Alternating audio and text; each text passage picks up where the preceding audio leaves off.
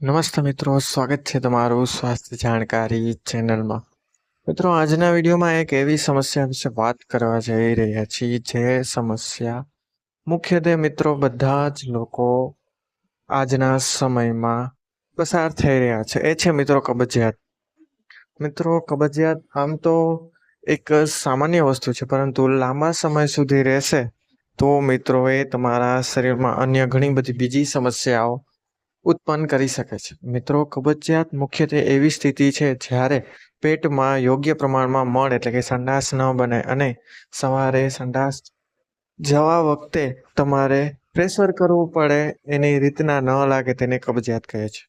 કબજિયાત થવાના ઘણા બધા મુખ્યત્વે કારણો હોય છે.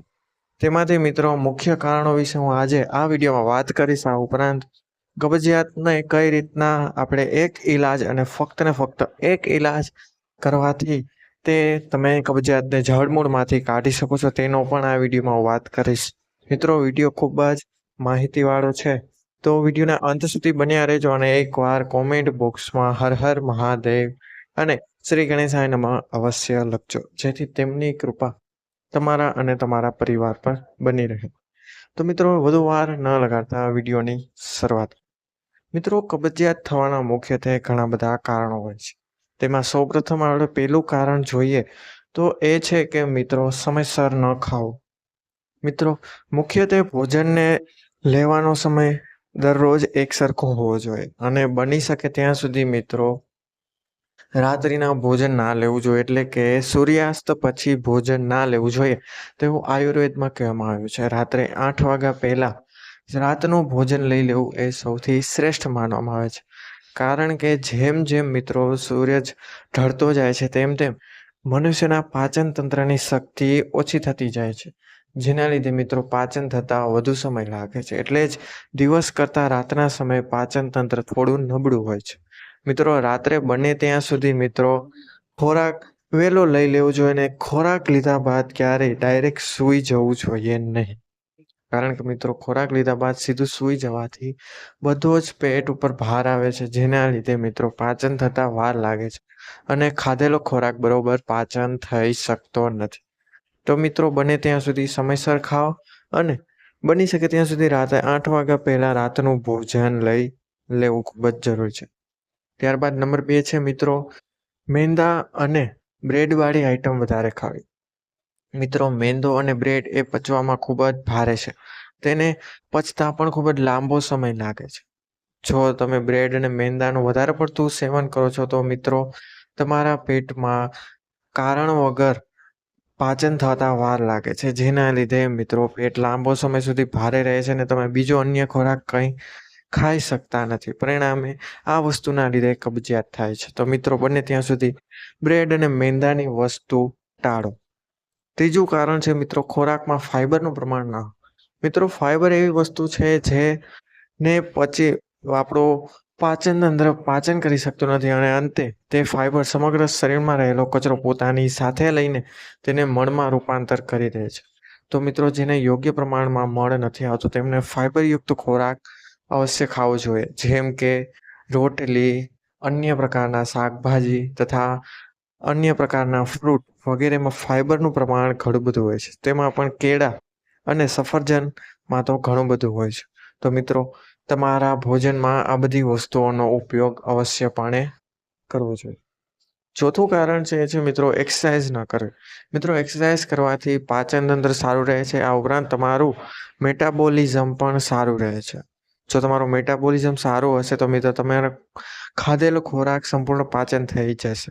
પરંતુ જો તમે એક્સરસાઇઝ નથી કરતા, આખો દિવસ પડ્યા રહો છો, તો તમારું મેટાબોલિઝમ ઓછું થઈ જશે અને તેના લીધે ખાધેલા ખોરાકને પચતા વાર લાગશે અને અંતે કબજિયાત પણ થઈ શકે છે. મિત્રો, આ હતા મુખ્ય કારણો કબજિયાત થવાના. હવે આપણે એ ઈલાજ વિશે વાત કરીશું, એ જે ઈલાજ દ્વારા તમે મિત્રો કબજિયાતને સંપૂર્ણપણે ગાયબ કરી શકો છો અને આજીવન તંદુરસ્ત અને પેટને સાફ રાખી શકો. પરંતુ મિત્રો, કબજિયાતને જો તમે હળવાશમાં લેતા હોય તો હું તમને જણાવી દઉં કે જો તમે સમયસર કબજિયાતનો ઈલાજ ના કર્યો તો આ કબજિયાતના લીધે મોઢામાં ચાંદા પડવા, વાળ ખરવા લાગવા, આખો દિવસ ખરાબ બાદ થવું, જેના લીધે તમે શરમજાળ કિસ્સો અથવા તો શરમજનક વસ્તુના બનાવ બની શકો છો. આ ઉપરાંત પેટમાં ભારેપણ થવું, ગેસ થવો, પેટ આખો દિવસ બ્લોટિંગ થવું એટલે કે પેટમાં હવા રહેવી, આવી બધી સમસ્યા થઈ શકે છે, જેના લીધે તમે તમારા રેગ્યુલર જે કામ કરતા હોય તેમાં તેનો ખરાબ ઇમ્પેક્ટ પડી શકે છે અને તમે કોઈ પણ વસ્તુ પર ફોકસ કરી શકશો નહીં. તો મિત્રો, કબજિયાતનો આજે જ ઈલાજ કરો અને મેં જે હમણાં ઈલાજ તમને જણાવવા જઈ રહ્યો છે તે આજે જ અમલમાં મૂકી દો.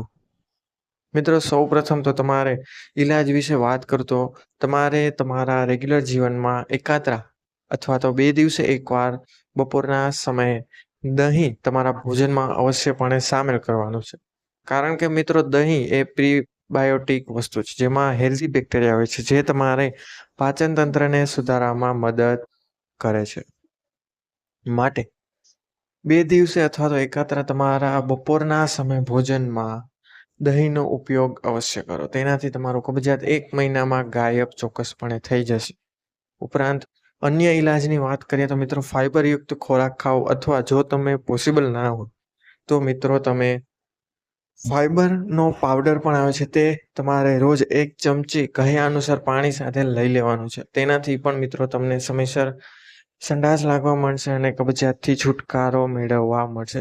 આ વસ્તુ એ લોકો માટે લાગુ પડે છે જે લોકોને ભોજન માટે ઘરનો ખોરાક ખાવા માટે સમય મળતો નથી અથવા ટિફિન લઈને જઈ રહ્યા છે. તેમે ફાઈબરયુક્ત પાવડર આવે છે જેનું સેવન તેઓ ચોક્કસપણે કરી શકે. અને ત્રીજો ઉપાય એ છે મિત્રો કે આખા દિવસમાં 1 અથવા 2 કેળું અથવા તો 1 સફરજન અવશ્ય ખાઓ. મિત્રો, આ બંને વસ્તુ દ્વારા મિત્રો તમે તમારા કબજિયાતથી છુટકારો ચોક્કસપણે મેળવી શકો છો. આ ખૂબ જ આસાન ઉપાય છે મિત્રો, અને તે એટલા બધા ખર્ચાળુ પણ નથી. પરંતુ જો તમે 1 મહિના સુધી આ વસ્તુ અમલમાં મૂકી તો મિત્રો તમારું કબજિયાત એકદમ ગાયબ થઈ જશે. પરંતુ સાથે સાથે જે મેં કારણો બતાવ્યા તે કારણોને તમારે ઈલાજ સ્વરૂપે લેવા પણ ખૂબ જ જરૂરી છે. તેને અમલમાં મૂકવા પણ ખૂબ જ જરૂરી છે. બહારનું ભોજન ટાળો.